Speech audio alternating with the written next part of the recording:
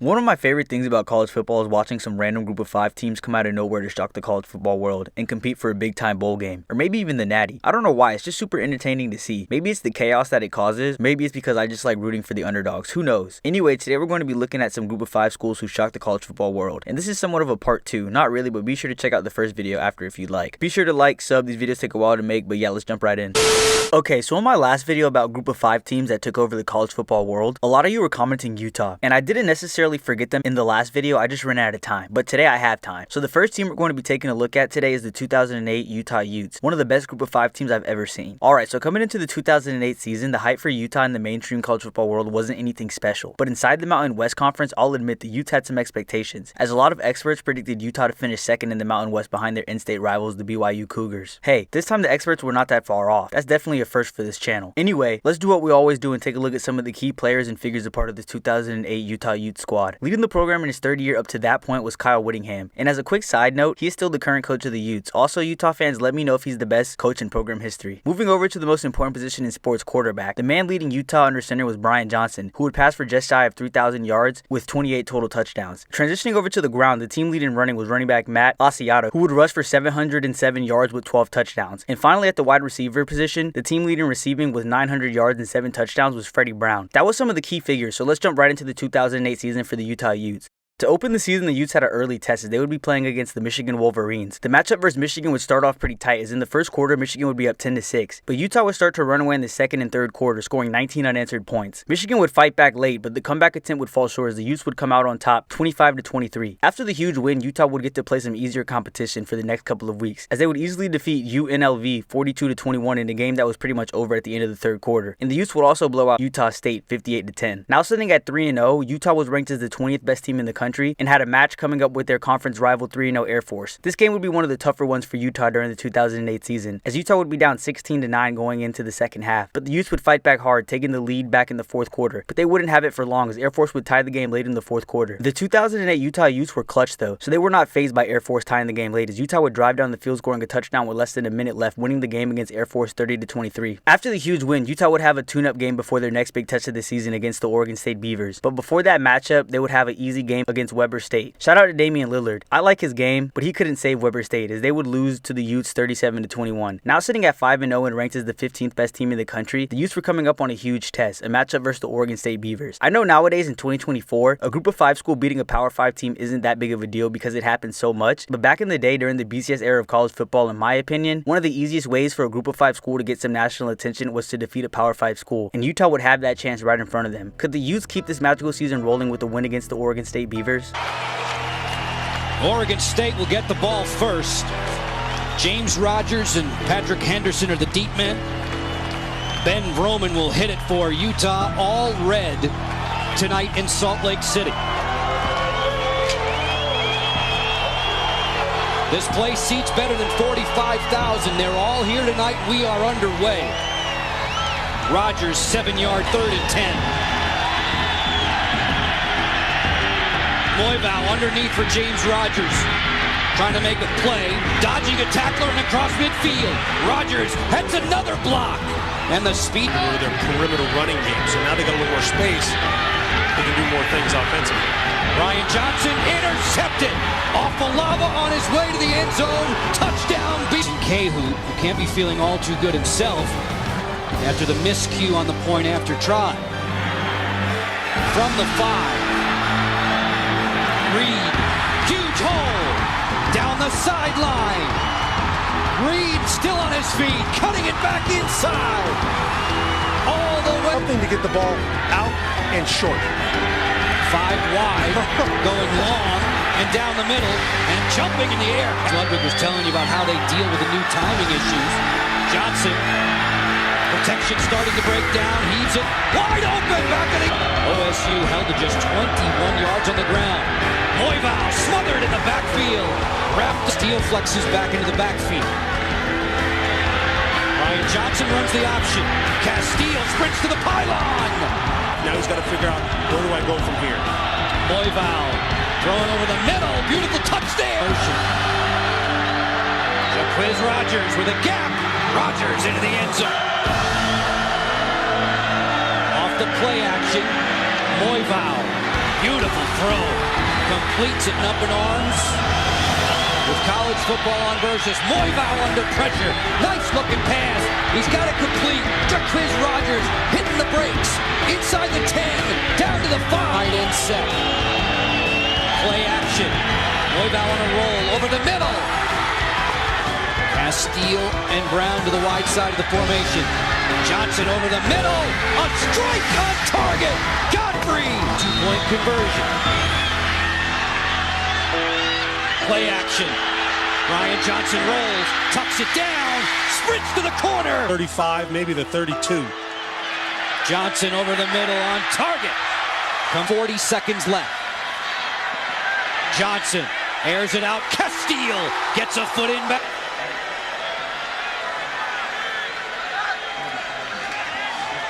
Zakota's got it on the way.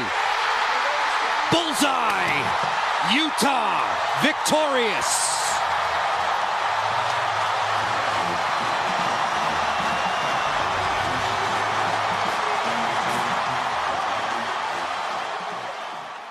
Utah would come out on top 31-28 against Oregon State in a slapper of a game that was super close, which saw Oregon State up at one point late in the fourth quarter. But the Utes would have two clutch drives back-to-back, one of which would be the game-winning drive as the Utes would kick the game-winning field goal as time expired. Now sitting at 6-0, Utah would have a step down in competition for the next two games, as they were matchups versus conference foes Wyoming and Colorado State. Utah would easily handle both opponents, winning 40-7 against Wyoming and 49-16 against Colorado State. Utah was now 8-0 and ranked at the 10th spot in the latest polls, and were coming up on one of their bigger matchups of the season against a top 15 TCU Horned Frog squad. But before that, the Utes had a trap game against the New Mexico Lobos. The matchup with New Mexico would be a tight game all the way through, as Utah would only be up 6-3 going into halftime. The game would remain this way until late in the third quarter when Utah and New Mexico would trade touchdowns, putting the score at 13-10 going into the last quarter of the game. Utah's defense would hold for the rest of the game, as the Utes would escape Albuquerque 13-10. New Mexico definitely gave Utah a scare, but a win's a win, right? Utah was now sitting at 9-0 and was currently ranked at the 8th spot in the latest polls, and we're going into their marquee matchup with the 12th ranked TCU Horned Frogs. This game would have massive BCS implications, and as much of a magical season as the Utes were having, you better believe TCU was dying to put an end to this Cinderella story. It was going to be a battle in the trenches. Would TCU or Utah win this war? Tonight, the lights get brighter. Tonight, the stakes get higher. Tonight is why they come to play the game. For one team, not one mark on their perfect season. For the other, a chance to stake their claim to a title.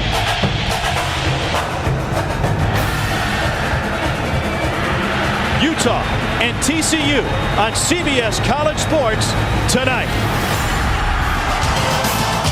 Another sellout crowd here to greet their 10th-ranked Utah Utes as they play host to number 11 TCU, previously number 1 Oklahoma. They're undefeated in conference play and lead Utah, both of them perfect in Mountain West action. But this game has more implications than just this league. Take a look at the BCS standings. Utah and TCU both in the top 12. The winner tonight has an early advantage in a BCS berth. Drew Combs will handle the honors for the Horned Frogs.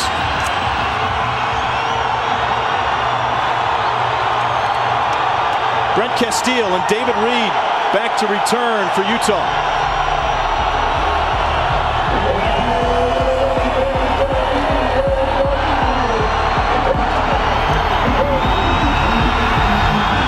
And run. Bring Jarrell Mack back to the backfield. Almost intercepted off the hands of Johnson went in motion. Dalton to throw that way. Good hands. First down and more. And all the way out. Still down the sideline and alive. And takes it inside the 30-yard pick. Will pull you. And that was the case towards the tail end of the year. And that's semi-finalist for the Lou Groza Award. And he fits it into the red zone on their first drive. Scored on their first drive. Brown changes direction. Here he goes. Aaron Brown past midfield. Aaron Brown finally 40. Go too tight this time. Quick snap. And no signal yet. Touchdown. TCU. Nice. Third down. Johnson pressure. For the Utes.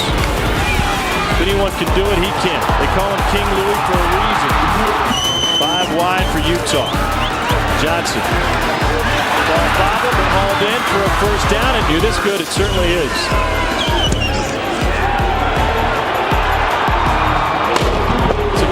It's another. Dalton waves Bryant. Dalton has time to the end zone. Overthrew Walter for a 7-point game.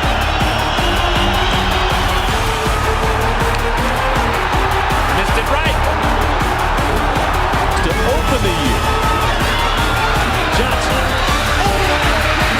First down and long for Utah. And into TCU. Johnson flush. Courts one deep. Knocked away. Flag on the play. Nick Sanders. Positive yards, get that good feeling going for the offense and that offensive line. 3rd and 5. Deep to the end zone. Incomplete. Godfrey in the slot. Over the middle. First down. Freddie Brown. Engineered go-ahead drive here in the 4th. On the slant. Touchdown, Utah. Down the sideline. This one is picked up. Utah will go to 10-0. Robert Johnson with his first interception of the season.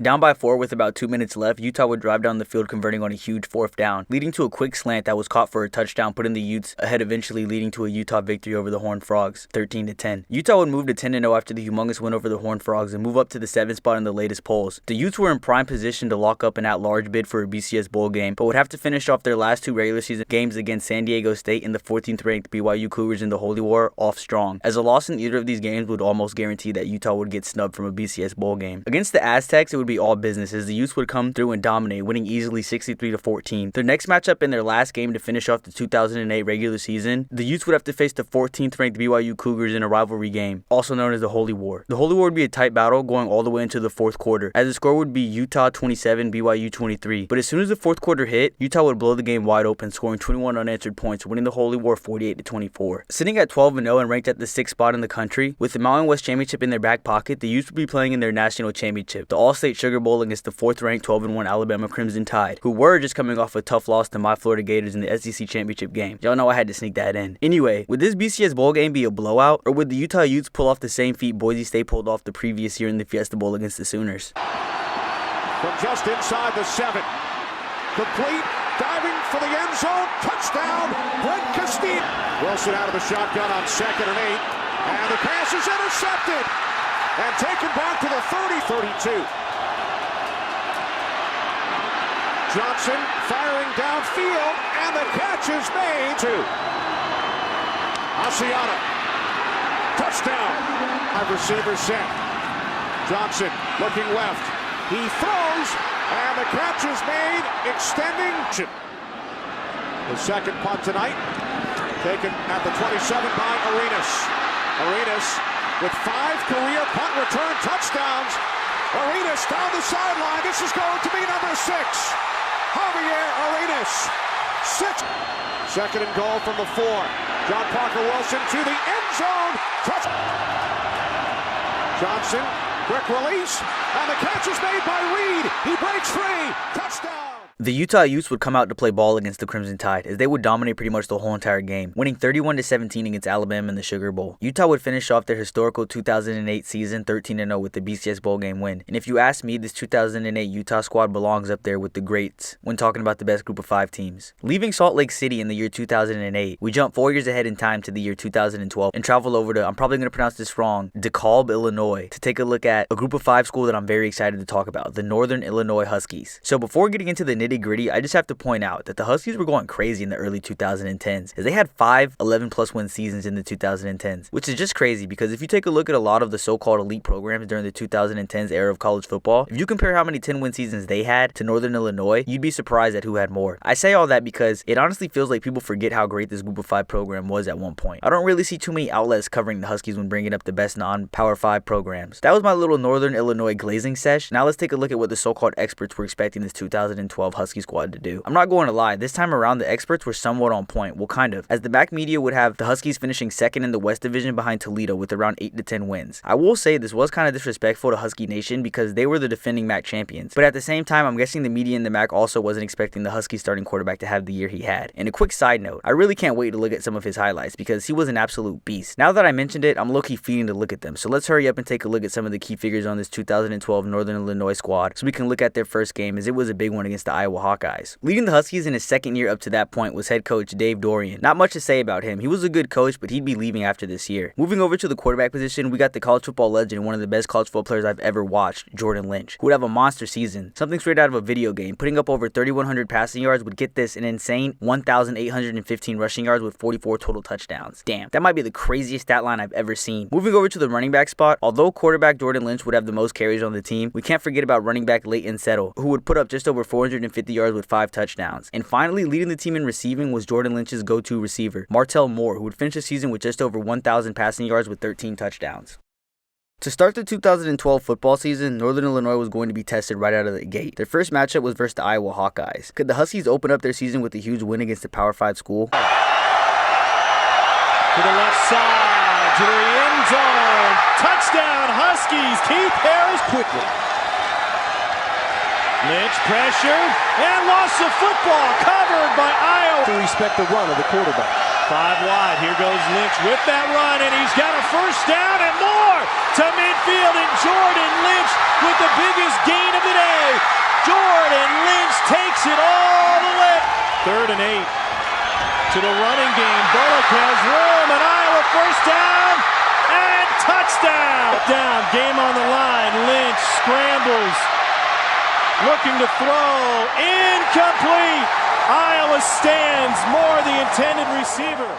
Sadly, our Huskies would lose their first game of the season 18-17 to the Hawkeyes in the most Iowa game ever. They literally kicked field goals all game long, then played the field position game on the final drive. This was in 2012. Some things never change. A loss in your first game of the year can throw most teams off track, but the Huskies would bounce back the following week, beating Tennessee Martin easily 35-7. The next game after would be against Army and would be an absolute shootout that would see Army up in the fourth quarter 40-35, but Northern Illinois would score a touchdown late to win the game 41-40. Major shout out to Jordan Lynch. Homie was balling against our troops, passing for 342 yards, rushing for another 125 with 5 total touchdowns. Bro was looking like me during fourth period. I'm guessing the Huskies liked playing from behind in the fourth quarter, because against the Jayhawks, NIU would be down 10, but would bounce back scoring 17 unanswered points in the fourth quarter, winning the game 30-23. NIU is now on a 3-game winning streak and was set to start MAC play, as their next 2 opponents would be Central Michigan and Ball State. Central Michigan wouldn't stand a chance as they would be blown out 55-24 against the Huskies. However, the game versus Ball State would be a little bit closer, as Ball State would be up as much as 9 points at one point in the third quarter, but NIU would storm back, dominating Ball State the rest of the game, winning 35-23. Now sitting at 5-1, the Huskies were getting ready to start a 3-game stretch of action versus conference opponents Buffalo, Akron, and Western Michigan. NIU was still far away from receiving BCS votes, and another loss would all but end their chances of playing in a big bowl game. The Huskies would have to be perfect during this stretch. Anything less wouldn't be enough. Not relying on throwing the ball downfield where the field is basically And the cross twice pitch, as wide this is as to the Ron ball. Brown, and Brown inside. Akeem Daniels has got it. He can walk. Lynch. Touch split 3 receivers out left. Lynch to throw it right. He's got a man open. Martell Moore. Moore inside the 5. Right. Straight back. Lynch looking for Tommy Lee Lewis. Speaking of 5 wide for Northern Illinois. Lynch will cut end zone. The middle backers tried. The fade to the corner of the end zone. Williams. Lynch. Looking end zone. Now going to keep the football. Look at him power his way. It's 4th and 2. Lynch off the spin. First down, Lynch. He's still alive. Jordan Lynch will light up the board for the 26-yard line of Western Michigan. Lynch to put it up. Wheel route for Tommy Lee Lewis. Revival. Van Tubergen play action. Gonna look end zone. Touchdown! Eric Monet. Mussman in motion. Toss sweep. This is Darian James on the cutback. To bring up a 3rd and 3. The line to make it the 5. Lynch. Look at end zone.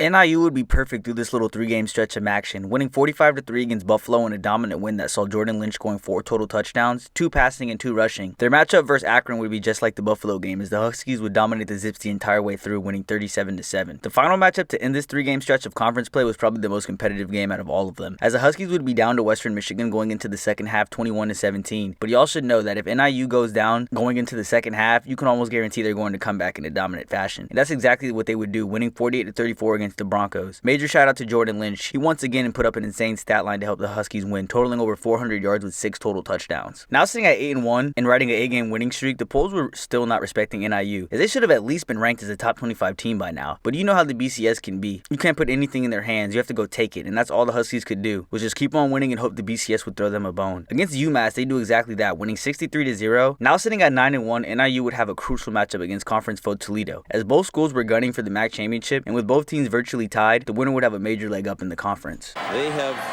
gelled together. The team is 10th in the country in rushing. Great throw by Lynch. Owens kept it and leaps into the end zone for a touchdown. Formation. Going outside, and it is a touchdown. Down to the goal line and a touchdown. 50 yards passing and rushing in 3 different games. And the celebration is on. Doesn't look like Toledo's going to bother with the one timeout. Dave Doran gets the bath. He's going to go to the MAC championship game for the second time in as many years as head coach of Northern Illinois. The Huskies would come out on top of the Toledo Rockets 31-24, but just like a lot of their bigger games this year, NIU would be down going into the second half, but we all know by this point in the video that the Huskies were an elite second half team, and once the third quarter hit, NIU would turn it up, scoring 21 points in the third quarter, and holding off the Rockets' late comeback attempt, clinching a MAC championship berth. Major shout out to Jordan Lynch. Once again, he had a Heisman performance, putting up nearly 600 total yards with 3 touchdowns. Can someone in the comments please tell me how this man didn't win the Heisman in 2012? The Huskies had one more game before the MAC title game against Eastern Michigan that NIU would easily win 49-7. And after that win, the Huskies would be sitting at 11-1. And even though it took almost their entire season, NIU was finally ranked, as they were sitting at the 21st spot going into their MAC championship game matchup against the 11-1 17th ranked Kent State Golden Flashes. Do I even have to explain what was on the line? Because it was pretty simple. Whoever took home the MAC title would more than likely be playing in a BCS bowl game. There was no room for error for either team. And the result we would get would be a double overtime thriller. Who would come out on top? It's been 40 years since Kent State has won a MAC championship and gone to a bowl game. They are 1 win away tonight. Moments ago, we listened in to head coach Darryl Archer on the reverse, running away from the Huskies and into the end zone. Just 1 of 3 on third down so far. Spencer Keith's shovel, that's incomplete. That's a shovel. Freddie Cortez, 37-yard field goal is good. Jordan Lynch throwing to the back of the end zone, too high from Martinsville, Missouri. Matthew Sims, 27-yarder, sneaks in there. We got 4 linemen, 5 blockers. Lynch heaves to Martell Moore for the touchdown. Backfield on 3rd and goal. Lynch hands off. Daniels goes flying, reaching, scoring. Lynch pressured, heaves, picked off inside the 5. 4th down. Lynch moves the chains. Jordan Lynch shedding defenders inside the 5. Here he is, picking his way for a touchdown. 13, Iowa and Purdue. Lynch incomplete. Sims 29-yarder is good, and Northern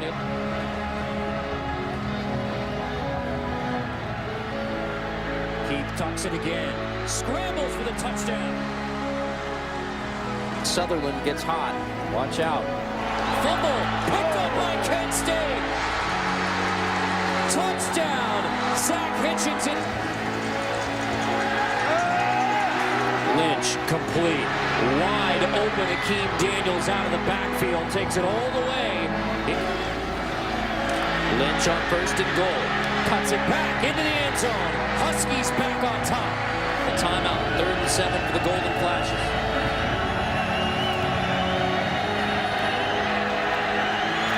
Keith scrambles, throws to the end zone. Caught, touchdown, Kent State. Fumble on the reverse. Urchevac all the way back at the 17. 33-yarder is good. North to create.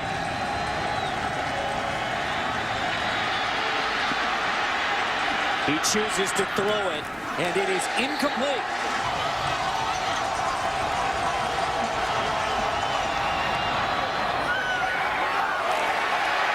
He got it. Lynch dives for the touchdown.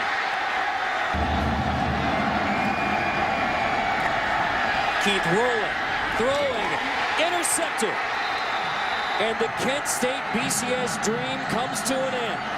The Northern Illinois Huskies win their second straight MAC championship. The MAC title game was a wild one as the Huskies would be up in the fourth quarter late by 2 scores, looking like they had the game in the bag. But the Golden Flash would score 2 touchdowns tying the game. After that, both teams would exchange touchdowns, sending the game into overtime. In the first overtime, both teams would exchange field goals, but in the second, the Huskies would score a touchdown and hold Kent State to a 4th down, winning the MAC championship game 44-37. After the huge win, the Huskies would catapult to the 15th spot in the nation and would receive an invitation to the Orange Bowl to play against the 11-2 12th-ranked Florida State Seminoles. The Orange Bowl was never really a competitive game, as the Noles just had way too much talent as they would defeat the Huskies 31-10. But to end this section on a positive note, this 2012 Husky squad would set their program record for wins in a single season up to that point, as they had never won 12 games before in a season, even though the following year in 2013 they would also win 12 games.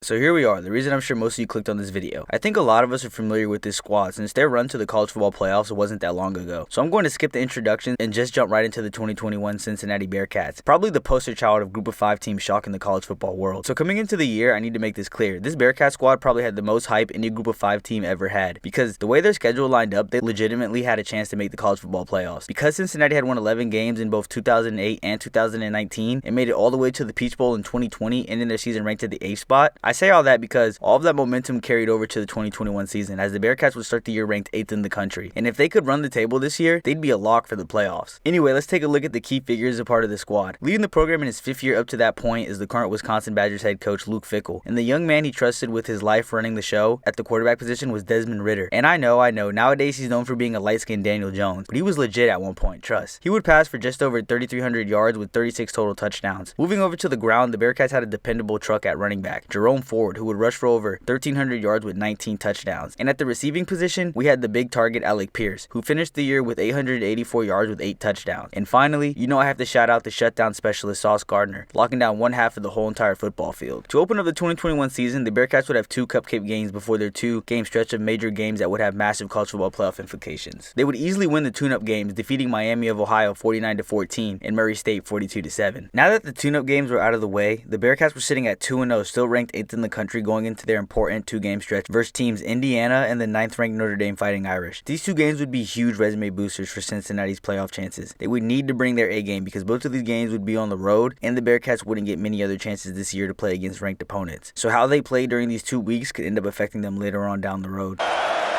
Indiana rushes 6. Ridder off his back foot, tipped, and intercepted at midfield. Tight ends in the game.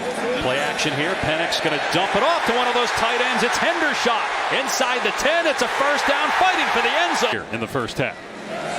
Penix dropping back, looking downfield, got a man, and it's caught. Penix with time, throws end zone, and a one-handed interception. What a great Cincinnati. 4 false starts. Ridder to the air, pressure backside. The ball is out. He gets sacked. And then the offensive lineman tried to pick it up with one hand. McFadden scoops it up for the Hoosier. And Penix on the rollout, holding onto the ball, now throwing it, and he's got caught. It's Ford again, bounces off of a tackler, and drives. They end that 17-0 Cincinnati run. And pop it up here to the field of play, and Tucker across the 20-yard line, big hole, Tucker, look out! No shot for Indiana to catch him. Trey Tucker all the way, Cincinnati. Ritter going to throw it again here. Throws a fade into the end zone. Alec Pierce on second down. They'll rush 4 here. Penix in trouble. Gets out of there. Looking downfield. Flips it. And it's intercepted. Picked off by Pace. Taking it back inside the 20. Inside the 10. Second and goal. Pressure's picked up. Cohen escapes, throws. Incomplete reception to Sauce Gardner. 3rd and 7. Buckner hit as he throws. It's intercepted. Deshaun Pace has got it. Picking up blocks. Pace inside the 10. And it's 1st and goal for Cincinnati. Irish fans making noise. Ritter to throw. Wide open in the back for the touchdown. 2 on that gain. Ritter in a rhythm. Going to take a shot towards the end zone. Underthrown. McCoy for the touchdown. Spent as much time as possible with Book all of last year. Bounce by Kyron Williams. Can he get there? Yes, he can. So that's part of the equation here. They want it all. He's going for it all. Lindsey's down there. Fighting for it. Lindsey caught it. Straight throw. Ritter. Middle shot. Beautiful throw by Ritter. In stride to Leonard Taylor. Ritter keeping. Gonna get around Bertrand. Gonna go to the end zone. Ritter. Defensive ends. Try to give yourself more time. Pine throwing it in the middle of the field.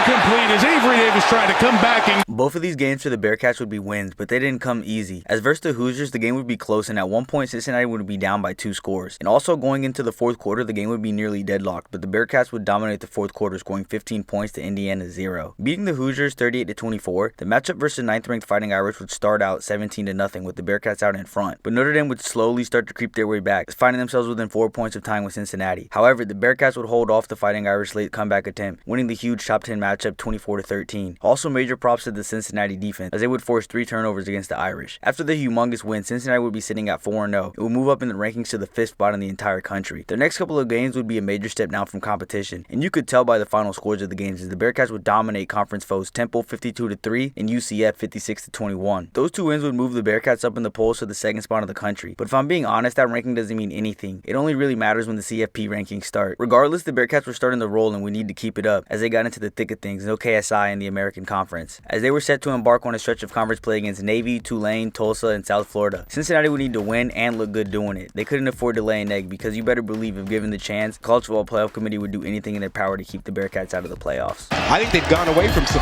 Here you go. Lavatai keeper and touchdown. Transfer from Alabama, not just a guy who went there and didn't play at all. Ritter delivers right on the money, and that's going to be a 6. Cucumbers, vinegar, wow, salt and pepper. He's a veggie guy. Up the middle, there you go. Ford out into the open with the power and the speed combo. Touchdown, Bearcat. Ritter keeps it, dumps it short, tight end Wiley. Daniels under center on the fly sweep. Tajay Spears with a house call. They challenged him to be more aggressive as a runner. Paid off there. Jerome Ford caroms off one defender and throw here as an open receiver. It's Ford, touchdown. Ritter looking for Pierce. Did he hang up? We still have not seen Ford come back into the game. Ritter throwing downfield, has a receiver wide open and caught for 240 pounds. Anderson ran into Beavers, reaching over, he lost the football. It's 4th down, only the... Obviously tonight, he's over the ball. Ritter on 1st down, long throw, intercepted, picked off by Christian Williams for USF, and he's still going. Williams, Montgomery again has the fringe and dives for the goal. Better. Here he goes on the run, and he scores. Touchdown. Very willing blockers, willing to engage. Ritter to throw on 1st down. Ritter wants Wiley, and it's there for the touchdown. 1 timeout for South Florida. And this is a run and a spin. And Montgomery breaks another tackle. The Bearcats would play pretty good ball, defeating Navy 27-20, taking down Tulane 31-12, the Tulsa Golden Hurricane 28-20, and finally to end this stretch of American Conference play, Cincinnati would defeat South Florida 45-28. Now sitting at 10-0 and ranked at the 5th spot in the latest rankings, the Bearcats would have 2 games left on their regular season schedule before the AAC championship matchup with the 21st ranked Houston Cougars. But we need to take care of conference foes SMU and East Carolina before that. As expected, the Bearcats would win both of those matchups to end the season, winning 48-14 against the SMU Mustangs and 35-13 against East Carolina. Shout out to my cousin Kaylee, her husband works for the Pirates football program. After those 2 wins, the Bearcats would be sitting at 12-0, ranked 4th in the country going into their last matchup before bowl season against the 11-1 21st ranked Houston Cougars. Things couldn't get any more simple for Cincinnati. Win and you're in the playoffs. Lose and risk becoming one of the greatest what-ifs in college football history. McCaskill on a first down run and he catches a seam. 57 yards already. Ritter with time to the end zone. Touchdown! Especially in the big games. 1st and 5 after the penalty. Look at the time he has and look. 119 total yards in this game. Jerome Ford, big seam. Jerome Ford is revving and tearing it up. Touchdown of the effect. 1st and goal. Ritter, RPO, and reaching out is Leonard. Great read by the linebacker. Ritter with time. Ritter to the end zone and then Ford keeps it on the ground, bounces it to the outside. He's going to do it again. Tonight, win this for all the small schools that never had a chance to get here. Cincinnati's there. Cincinnati would win the American Conference title pretty easily as they would handle Houston 35-20. The Bearcats were now sitting at 13-0 and would be waiting for the final college football playoff rankings to see where they would finish. When the final college football playoff rankings would come out, Alabama would take the 1st spot, Michigan the 2nd, Georgia the 3rd, and finally taking the last spot on the college football playoff rankings was our Cincinnati Bearcats. They had done it and became the first group of 5 team to make the college football playoffs, but just making it wasn't good enough for this Bearcats squad. They didn't make it this far just to get bounced out in the 1st round by Alabama. They came to win it all. One of the winningest quarterbacks in college football history. He is the dual threat leader of a talented and history-making Bearcat squad about to play in the biggest game in school history in the first half of our doubleheader. 1st and goal from the 8. Young throws, has his man, touchdown! Slade. Ritter on target and a nice run after the catch. Tyler Scott, a speed. Run fake, screen, and it won't go anywhere. Smith, who was their kicker in the first 6 games, then got injured. And it would be a boost if he could deliver, and he did from 33 yards. The wide side of the field down here at the bottom. And they throw deep to an open receiver. Inside the 10, Ja'Cory Brooks. Down to the pylon. Touchdown, Alabama. Field goal since mid-October. And he's 2 for 2 today. 173 yards rushing for Robinson. Young over the middle. Touchdown, Alabama. Nick Saban, if he hasn't cemented his legacy as the greatest college football coach of all time, he has certainly taken another step in that direction. First time Luke Fickell.